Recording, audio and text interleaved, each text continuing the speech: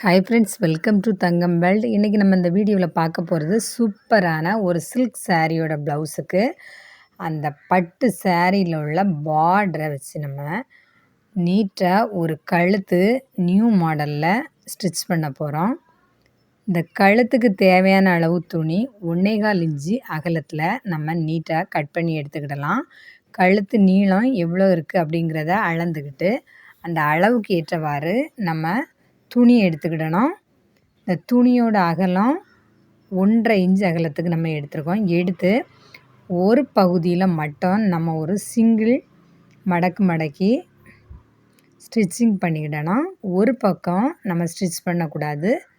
பாருங்கள், இந்த மாதிரி ஸ்டிச் பண்ணாத பகுதியை நம்ம நீட்டாக இந்த ப்ளவுஸோட உள் பகுதியில் கழுத்து கட் பண்ணி வச்சுருக்கிற இடத்துல நம்ம ஜாயின் பண்ணி தச்சிட வேண்டியதான். தைக்கும்போது நமக்கு தைக்கிறதுக்கு தேவையான அளவு இடம் விட்டு தைச்சிக்கிடணும். அடுத்தது இந்த கழுத்து பகுதிகளில் டேனிங் வரக்கூடிய இடத்துல நீட்டாக ப்ளீட் வச்சு டேன் பண்ணி எடுத்துக்கிடணும்.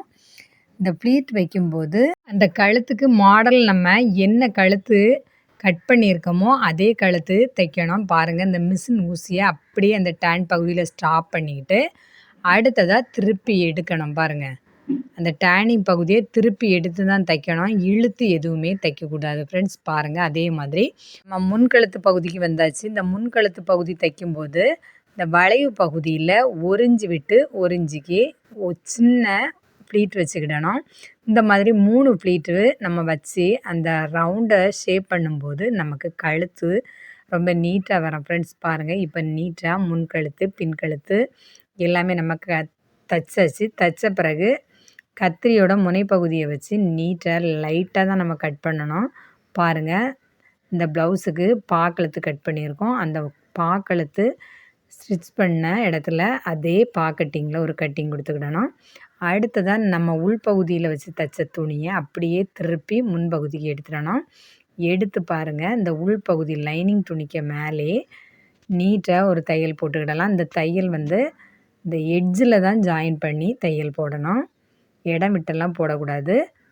பாருங்கள், இந்த மாதிரி கரெக்டாக வளைவு பகுதியில் அந்த எட்ஜில் தைக்கிறதுக்கு தொடங்கி நீட்டாக இந்த பாக்கழுத்து முக்கு தைக்கிற இடம் வரைக்குமே நம்ம எட்ஜில் தான் தையல் போடணும்.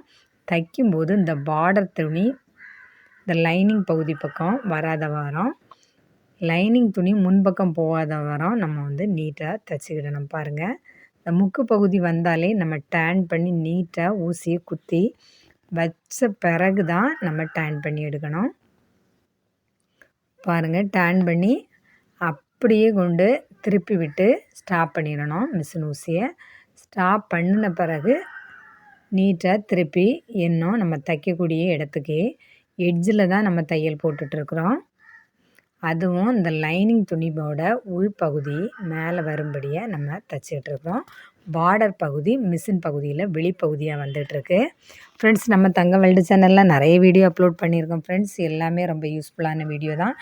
மறக்காமல் நம்ம தங்கம் வேர்ல்டு சேனலை பாருங்கள். நிறைய வீடியோஸ் அப்லோட் பண்ணிகிட்டே இருக்கோம். மறக்காமல் இது வரைக்கும் சப்ஸ்கிரைப் பண்ணாதவங்க சப்ஸ்கிரைப் பண்ணுங்கள் ஃப்ரெண்ட்ஸ். பாருங்கள், அடுத்ததாக இந்த ப்ளவுஸோட முன்பகுதி நல்ல பக்கம் திருப்பி விட்டு நீட்டாக இந்த பார்டரோட மடக்கி நம்ம தைச்ச பகுதி ஃபஸ்ட்டில் மடக்கி தைச்ச பகுதியை இந்த மெயின் பீஸ் துணிக்க மேலே நீட்டாக ஜாயின் பண்ணி தைச்சிட வேண்டியதான். பாருங்கள், இந்த மாதிரி தைச்சி வரும்போதும் இந்த தைக்கிற தும்பு எதுவுமே தெரியாதவாறு இந்த பார்டரோட உள்பகுதியில் நம்ம கவர் பண்ணி வச்சிடணும்.